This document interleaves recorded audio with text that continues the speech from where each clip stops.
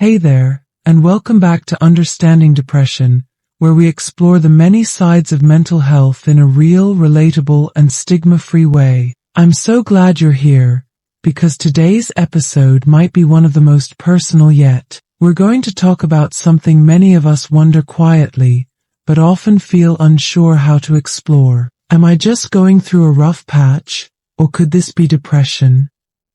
This episode isn't a clinical test, and it won't give you a diagnosis, but it is a mirror, a moment to pause and check in with your emotional well-being. We'll walk through a series of gentle but insightful questions, like a self-assessment, to help you reflect. Whether you're doing this for yourself or thinking about someone you care about, I invite you to listen with an open heart. So grab a cup of tea, find a quiet space if you can, and let's begin. You might wonder, why bother with a self-test when I'm not sure I have depression?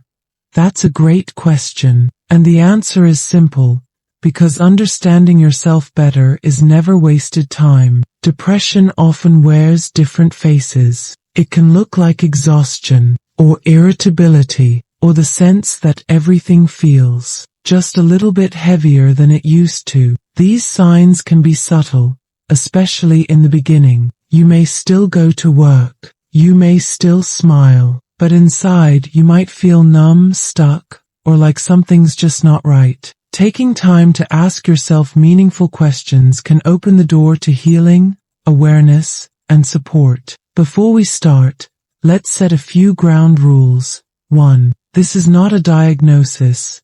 Only a licensed professional can do that. You're not weak for asking these questions. You're brave. Whatever comes up, meet it with compassion. No shame here. Alright, when you're ready, let's start with the first section. You don't have to answer out loud. Just let the questions sit with you. Let's begin with your emotional state. Have you felt down, hopeless, or sad more days than not in the past 2 weeks? 2. Do you find it hard to enjoy activities you once loved? 3. Are there moments when you feel numb, neither sad nor happy, just flat? 4. Do you cry more easily, or find you can't cry at all, even when you want to? If you answered yes to one or more, you're not alone. Depression often dulls joy, steals motivation, and clouds emotional clarity. Let's explore your energy and drive. Do you often feel tired, even after sleeping enough? 6. Do small tasks feel overwhelming, like brushing your teeth or checking your email? 7. Are you avoiding responsibilities or social situations more than usual? 8. Do you find it hard to get out of bed in the morning, not just physically, but emotionally? These can be signs your mental battery is running low, and not from laziness, but from emotional overload. Now let's look inward. Do you often think negatively about yourself, like feeling worthless or like a burden? 10. Do you struggle with guilt or shame that doesn't seem to match the situation? 11. Do you feel like nothing you do really matters? 12. Do you sometimes wish you could disappear or stop existing, not necessarily with a plan, but with a sense of detachment? If these thoughts sound familiar, it's important to know that you deserve support. You're not broken, you're human, and you don't have to carry this alone. Depression often shows up in habits too. Have you noticed changes in your eating, like loss of appetite, or overeating to cope? 14. Has your sleep changed, either insomnia, or sleeping way more than usual? 15. Are you using substances, like alcohol or drugs, to numb pain or feel normal? 16. Do you find yourself isolating or withdrawing, even from people you love? Behavior is often the language of our emotional pain. These changes are clues.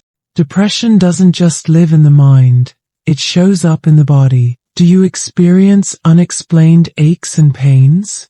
18. Have you noticed frequent headaches, stomach issues, or muscle tension? 19. Does your body feel heavy, like you're dragging yourself through the day? 20. Have you been more prone to getting sick or feeling run down lately?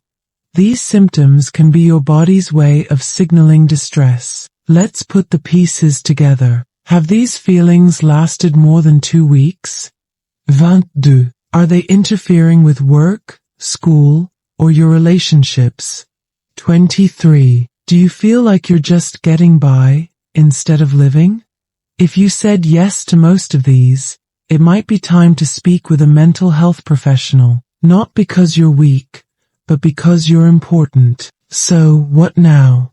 If some of these questions hit home, please don't panic, and please don't ignore them. These reflections are not a label, they're a flashlight, a way to see more clearly what's going on inside. You don't have to be at rock bottom to deserve help.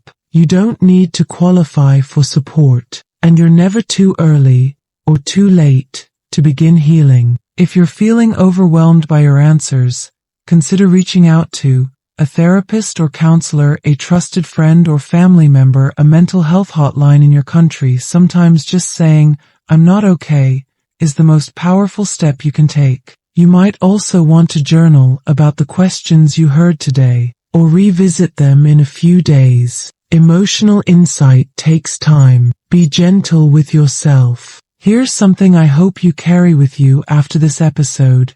You're not broken. You're not weak. You're not too sensitive. You're a person feeling deeply, navigating life with a nervous system doing its best. Depression is not your identity.